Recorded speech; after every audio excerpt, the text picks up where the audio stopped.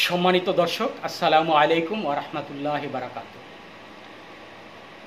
আজ দীর্ঘ 15 বছর পর বাংলাদেশ 1971-এ যে স্বাধীনতায় আনন্দ অনুভব করেছিল, আজ ঠিক সেই স্বাধীনতার মতো একটি দিন 5ই আগস্ট 2024।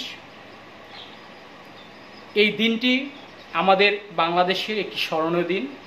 1971 সালকে আমরা যতটা বেশি স্মরণ করছি, এই 5ই আগস্ট 2024 সালকেও আমরা ঠিক একইভাবে স্মরণ করে রাখব, এটাই আমরা প্রত্যাশা করি এবং লালন করি। খুব অহংকার এবং দাম্ভিক একটি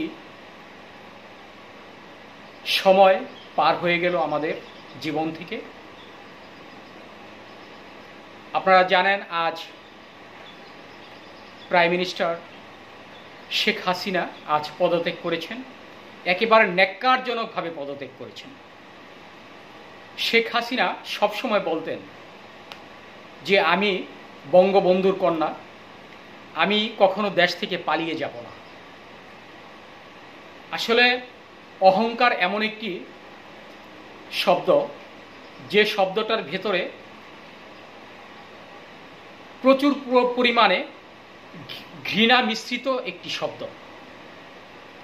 আল্লাহ তাআলা এই শব্দটাকে নিয়ে অনেকবার বলেছেন যে অহংকার পতনের মূল, আর সেই পতনটাই আমরা আজ দেখেছি, একেবারে গোহারার মতো। অর্থাৎ জীবনে যা কল্পনা করিনি আমরা, ঠিক আজকে শেখ হাসিনা ঠিক সেই কাজটাই করেছেন। তিনি বাঙালির কাছে ক্ষমাও চাইতে পারেননি। এই যে 15 বছর ক্ষমতায় থেকে, আমি লুটপাটের কথা বলবো না, তার এই যে সংসদ সদস্যরা লুটপাট করেছেন, বিদেশে টাকার পাচার করেছেন, যার কারণে আজকে আওয়ামী লীগের একটা খুব বড় ব্যবধানে একটি পরাজয় হয়েছে। অর্থাৎ বাঙালি তাদেরকে এতটাই তিরস্কারভাবে দেখেছেন, তারা শেষ পর্যন্ত কারো কাছে ক্ষমাও চাইতে পারেননি। আমরা একটি জিনিস সবসময় মনে রাখব, প্রেসিডেন্ট হুসাইন মোহাম্মদ এরশাদকে স্বৈরাচার সরকার বলা হয়। এই স্বৈরাচার এরশাদ কিন্তু এই যে বাঙালিকে, এই যে জাতীয় পার্টির নেতা নেত্রী এবং কি তার যেই ছাত্র নেতা ছিল, ছাত্র সমাজ থেকে শুরু করে যুব সংহতি, তারপর আপনার জাতীয় পার্টির নেতাকর্মীকে কিন্তু সাগরে ভাসায় দিয়ে যাননি।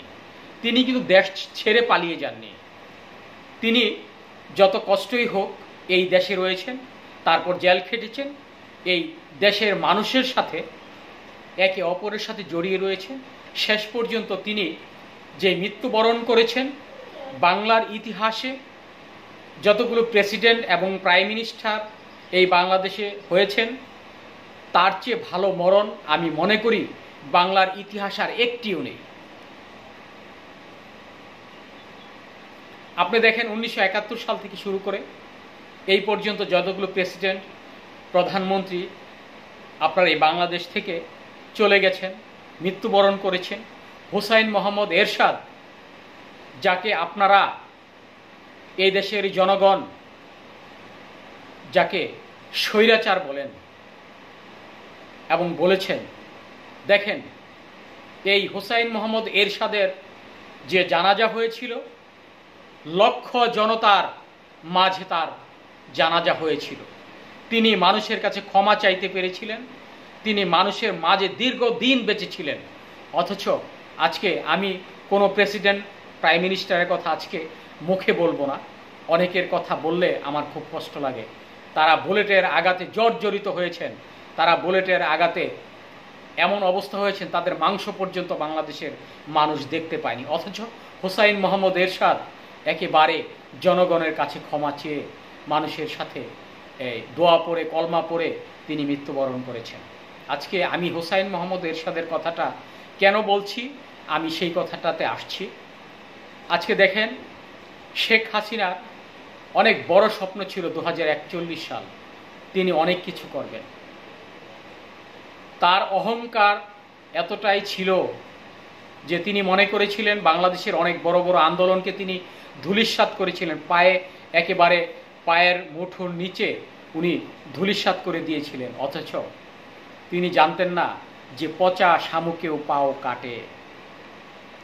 ওবায়দুল কাদেরের মতো একটা ননসেন্স, একটা নির্বোধ মানুষ, যিনি কথা বলতে পারে না এই বাংলাদেশের কোনো মিডিয়ার সামনে, কথা এখনো তাকে এই খাতা পড়ে পড়ে দেখে দেখে কথা বলতে হয়, এইরকম একটা ননসেন্সকে বাংলাদেশের একটা বৃহৎ একটা দলে যিনি সেক্রেটারি রেখেছিলেন, অথচ তিনি একটা অপদার্থ একজন আপনার রাজনীতিবিদ ছিলেন, যার কারণে আজকে আপনার এই আওয়ামী লীগের খুব বড় ধরনের একটা ধস নেমেছে, যার কারণে তিনি আজ এই দেশ ত্যাগ করেছেন, যার কারণে যার উস্কানিতে প্রতিটা মুহূর্ত বাংলাদেশের প্রতিটা ছাত্র সমাজ থেকে শুরু করে আপনার রাজনীতিবিদ, ব্যবসায়ী, বিভিন্ন শ্রেণী পেশার মানুষ সবসময় একেবারে আপনার ভয়ে আতঙ্ক এবং তটস্থ থাকতেন।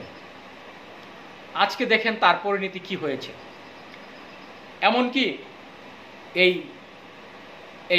আপনার ওবায়দুল কাদেরের জন্য আমাদের সাংবাদিক ভাই বোনেরা একেবারে আপনার ভয়ে একেবারে চুপসে যেতেন, কারণ কখন কোন কথা বলে ফেলে এটা বলা যায় না, কখন আবার নতুন করে কোন আইন আনে, কোন আইন প্রয়োগ করে এটাও বলা খুব কঠিন। উস্কানিমূলক কথা ছাড়া তিনি কোনো কথাই বলতে পারতেন না। উনি একজন ছিলেন, আর একজন তথ্যমন্ত্রী ছিলেন, দুইটাই বাংলাদেশের মধ্যে সবচেয়ে ন্যাক্কারজনক একজন মানুষ তারা। আমি শেখ হাসিনাকে আমি খুব শ্রদ্ধা ভরে সবসময় স্মরণ করতাম, দেখতাম। তিনি যখন এই ছাত্র রাজনীতিতে দেখলাম যে হাজার হাজার মানুষ, হাজার হাজার ছাত্রদের উপর একেবারে নির্বিচারে গুলি চালাচ্ছে, আমি তার চেয়ে বেশি পৃথিবীতে পায়খানাকে যতটা ঘৃণা করি তার চেয়ে ওনাকে বেশি ঘৃণা করে আমি কোনো রকম প্রতিবার যে আপনার ফেসবুকে মাঝে মাঝে শর্টগুলো আমি শর্ট মুভিগুলো ছাড়তাম, অর্থাৎ শর্ট যেই আপনার নিউজগুলো ছাড়তাম। আসলে আমরা দেখেছি যে তারা ক্ষমতার জন্য কতটা লোভী, কতটা স্বার্থপর, কতটা বেইমান, কতটা নিমকহারাম, কতটা নিম্ন মানের মানুষ হতে পারে, আমরা তার চাইতে আর ঘৃণিত কোনো মানুষ দেখি না। হুসাইন মোহাম্মদ এরশাদের আমলে তিনি যখন ক্ষমতায় ছিলেন, একমাত্র ডাক্তার মিলনকে, তাও পুলিশ এরশাদ কখনো আপনার আদেশটা দেয়নি, তার মন্ত্রী পরিষদ কখনো সেই নির্দেশ দেয় না যে তোমরা মিলনকে খুন করো। অথচ এই হাসিনা সরকার নির্বিচারে মানুষকে খুন করার জন্য নির্দেশ দিয়েছেন। আমরা দেখেছি যে যদি পিছনে 15টা পুলিশ থাকতো, সামনে 4টা আপনার যারা খুন করার জন্য প্রস্তুত থাকতো, এই লোকগুলোর কথা মুখে আনতে চাই না। তার কারণ তারা বাংলাদেশের কোনো নাগরিক ছিল না, তারা বাংলাদেশের কোনো মানুষ ছিল না, তাদের মুখ দিয়ে হিন্দি কথা বের হয়েছে। আমি নিজে প্রমাণ তার, কারণ আমরা কয়েকদিন আগেও দেখেছি যখন পুলিশ গুলি করতে যায়, গুলি করে তারা হিন্দিতে কথা বলছিল। এই যে ন্যাক্কারজনক ঘটনা, আজকে কোথায় গেল সেই ক্ষমতা, সেই দাপট, সেই অহংকার? ভাই, আপনারা যে যেই রাজনীতি করেন না কেন, আমি সকলকে অনুরোধ করব, আপনারা কথায় সাবধান হন। এই সামান্য একটি রাজাকার শব্দ নিয়ে আমি যে কথাটা বলতে চেয়েছিলাম প্রথম থেকে, আওয়ামী লীগ সবসময় মনে করে একমাত্র তারাই বাংলাদেশের জন্য পরিশ্রম করেছেন, তারাই বাংলাদেশের জন্য আপনার মুক্তিযুদ্ধ করেছেন। অথচ বঙ্গবন্ধু নিজেও মুক্তিযুদ্ধ করেননি, শেখ হাসিনা মুক্তিযুদ্ধ করেনি, শেখ রেহানা মুক্তিযুদ্ধ করেনি। আজকে আওয়ামী লীগের 80% মন্ত্রী এমপি যারা আছে তারা মুক্তিযুদ্ধ করেনি। অনেক এমপি আছে মুক্তিযুদ্ধের পরে জন্মগ্রহণ করেছেন, অনেক এমপি আছেন যারা মুক্তিযুদ্ধের সময় 4-5 বছর বয়স ছিল, তারা মুক্তিযোদ্ধা হিসাবে আপনার আখ্যায়িত হয়েছেন। অনেক এমপি মন্ত্রী আছেন যারা এই মুক্তিযোদ্ধার নাম ভাঙিয়ে খেয়েছেন, অথচ তারা মুক্তিযুদ্ধ ছিল না। আমি যে কথাটা একটু আগে বলেছি সেটা হয়তো ভুল হয়েছে। এই তারা সব সময় আপনার এই মুক্তিযোদ্ধা নিয়ে একটা এতটা বাড়াবাড়ি করেছে, বাংলাদেশের আপামার জনসাধারণ যারা 1971 সালে এই দেশের জন্য পরিশ্রম করেছেন, যারা রিয়েল মুক্তিযুদ্ধ করেছেন, তারা অনেকেই মুক্তিযুদ্ধ নিয়ে তারা কোনো কথা বলেননি, তারা মুক্তিযুদ্ধের কোঠা নিয়ে কোনো আন্দোলন করেনি, তাদের ছেলে মেয়েদের জন্য মুক্তিযুদ্ধ নিয়ে কোনো প্রাইম মিনিস্টারের কাছে আসেনি আমার ছেলেকে চাকরি দেন, আমার মেয়েকে চাকরি দেন। অথচ যারা এই বাংলাদেশে কখনো মুক্তিযুদ্ধ করেনি তারা এই কোঠা নিয়ে আন্দোলন করেছে, তারা তাদের 54% কোঠা লাগবে, এটা লাগবে, ওটা লাগবে। আমরা মনে করি যে বাংলাদেশে যারা বর্তমানে আছেন, যেই ইতিহাস আপনারা দেখলেন, যেই ইতিহাস এবছর 24 সালে ছাত্ররা করেছে, এই ইতিহাস আপনারা হয়তো আমরা আগামী কিছুদিন পরে মরে যাব, কিছুদিন পরে আমাদের জীবন শেষ হয়ে যাবে, জীবন নাশ হয়ে যাবে, কিন্তু যারা বেঁচে আছেন, যারা বাঁচবেন ভবিষ্যতে, এই ইতিহাস থেকে শিক্ষা নেবেন। অহংকার পতনের মূল, অহংকার পতনের মূল, অহংকার পতনের মূল। তার কারণ শেখ হাসিনার অহংকার তাকে এতটাই উচ্চ লেভেলে নিয়ে গেছিল, যা তাকে টেনে নামাতে আল্লাহ তাআলা 1 সেকেন্ড দেরি করেনি। সামান্য ছাত্র আন্দোলনকে কেন্দ্র করে এই সামান্য উনি যেই ব্যাপারটা মনে করেছিলেন যে আমরা এই বাংলাদেশ থেকে অনেক কিছু করেছি, অনেক মানুষকে খুন করে আপনার গুম করে এই আন্দোলনকে রুখতে পেরেছি, হেফাজতের মতো লক্ষ লক্ষ জনতাকে এক রাতের মধ্যে নিঃশেষ করে দিয়েছি, তারা এই দেশে আর রাজনীতি করতে পারেনি। অথচ দেখেন এই ছাত্র, 7 জন ছাত্র যাদের বয়স 23-এর নিচে, তারা আন্দোলন করে সমস্ত বাংলাদেশকে কাঁপিয়ে দিয়েছে, সমস্ত বাংলাদেশের মানুষকে একত্রিত করেছে, সমস্ত বাংলাদেশের মানুষকে তারা একেবারে তীব্র গতিতে এই দেশের প্রতি এই আন্দোলন করার জন্য সক্রিয় ভূমিকা পালন করেছে।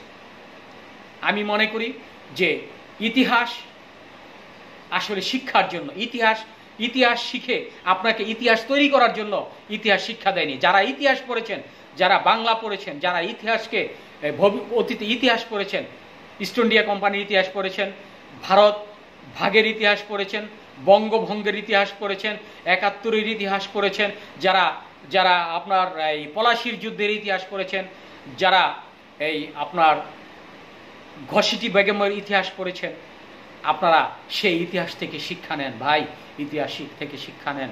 রাজনীতি করেন অথচ আপনারা কথা বলেন এই মনে করেন যে মানুষকে মানুষ মনে করেন না। আজকে দেখেন শেখ হাসিনা মনে করেন যে এই একেবারে চোরের মতো পালিয়ে গেছে, অথচ তার সন্তান এই সজীব ওয়াজেদ জয় ওই দেশ থেকে বলছে মা আর রাজনীতি করবে না। আরে ভাই, রাজনীতি করবে কিভাবে?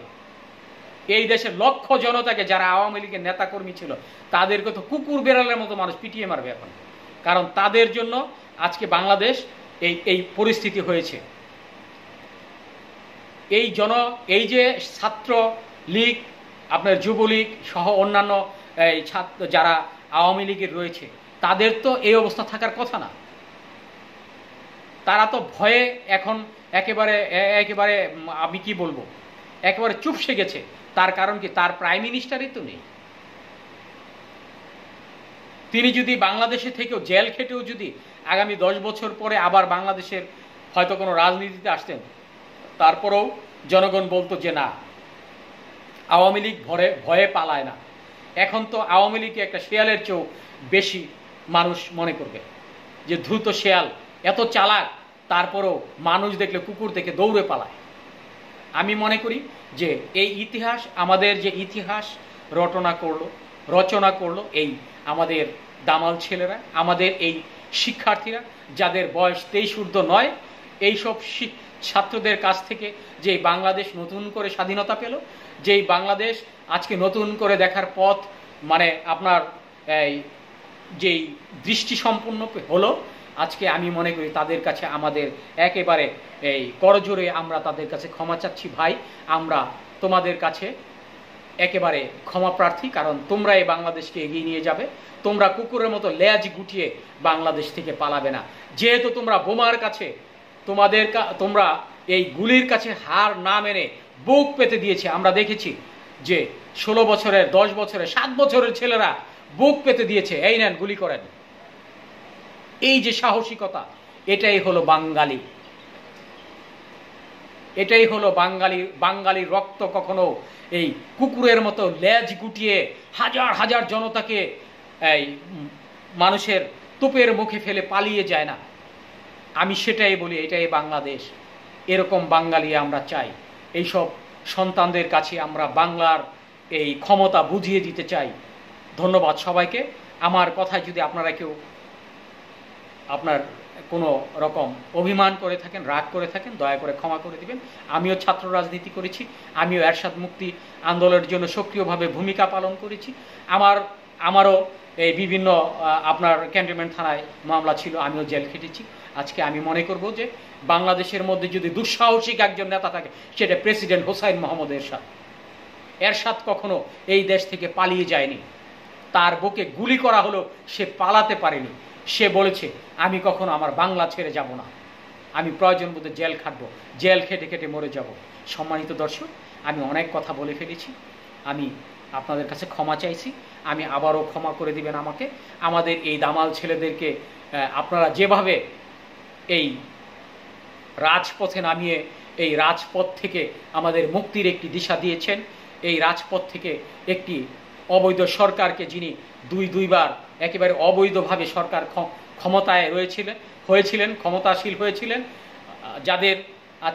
যাদের কারণে আজকে আমাদের বাংলাদেশ ব্যাংক শূন্য, যাদের এমপি মন্ত্রীরা বাংলাদেশ থেকে লক্ষ লক্ষ কোটি কোটি ডলার নিয়ে বিভিন্ন দেশে পাড়ি জমিয়েছেন, যাদের সন্তানরা, যাদের স্ত্রীরা বিভিন্ন দেশে সেকেন্ড হোম তৈরি করেছেন, তাদেরকে আমরা থুতু ফেলি এবং এই বাংলাদেশকে আবার এগিয়ে নিয়ে যেতে আবার সক্রিয় ভূমিকা পালন করবেন, এই প্রত্যাশায় আমি অদ্রি আলাউদ্দিন।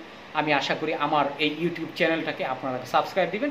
আপনাদের কাছে অনুরোধ রইল আমার এই চ্যানেলটাকে সাবস্ক্রাইব করে আমাকে ভবিষ্যতে আপনাদের সাথে আরও কথা বলার জন্য সুযোগ দিবেন। ধন্যবাদ সবাইকে। আসসালামু আলাইকুম।